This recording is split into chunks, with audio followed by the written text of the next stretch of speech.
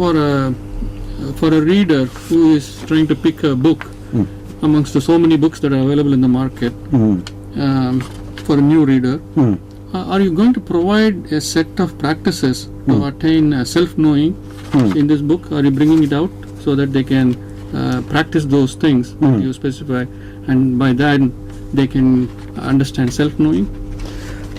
You actually know the answer yourself, but I will answer it all the same. Actually, this is a home study course, and the people, 26 people who attended the 2016 retreat, they certainly got a foretaste, they certainly got the full taste of what this retreat is like, and where it takes you, and how much of sadhana you got to do. And many of them would like to kind of continue that work at home, and there will be a lot of new seekers who may want to take this as a home study course and do the sadhana at home. For them, it's a self-paced course. That is, you can go at your own pace. For example, a particular day you may be able to read only 3 pages, and then the next day you may read only 1 page, and then so it goes on like that. And but it's a thing which you've got to do by yourself. There's no spoon feeding here, and there is no belief system here, there is no faith here.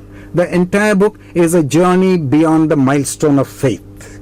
And I maintain that if you're a serious seeker, then this is the kind of journey you ought to undertake. The journey which starts from the milestone of faith and goes beyond into the unknown. And that is the work you do in a home study course. Do everything yourself. And the book is a colossal help, because it's almost like a living teacher with you. But the teacher is not asking you to follow you. He is asking you to think for yourself. If it's actually an inward journey, when I just look at the book, you know, the book has got a picture of, I think, Shiva and Shakti, and it is actually, it portrays togetherness, but you're talking about self-realization and self-knowledge. So how does this particular picture depict a person's inner journey? Oh, this is a very important question. This picture is central to the whole work. In fact, the picture is almost revelatory. It summarizes the entire content of that work, because Shiva is the Atman, is the core of our being, and we are strangers to that core. We're not yet gone there. And Shakti is the superficial consciousness, the superficial surface consciousness of thoughts, of feelings, of jealousy, of envy, of casual thinking, of not so much deep thinking, but momentary reactions, getting hurt and all that stuff. That is Shakti.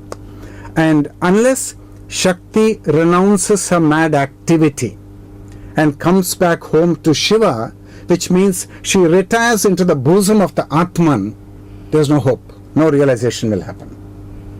So the journey has to begin with the superficial activities of consciousness, which is where humanity is living, and I call that consciousness country. And you've got to vacate consciousness country and go back to awareness country, and that's the spiritual journey actually.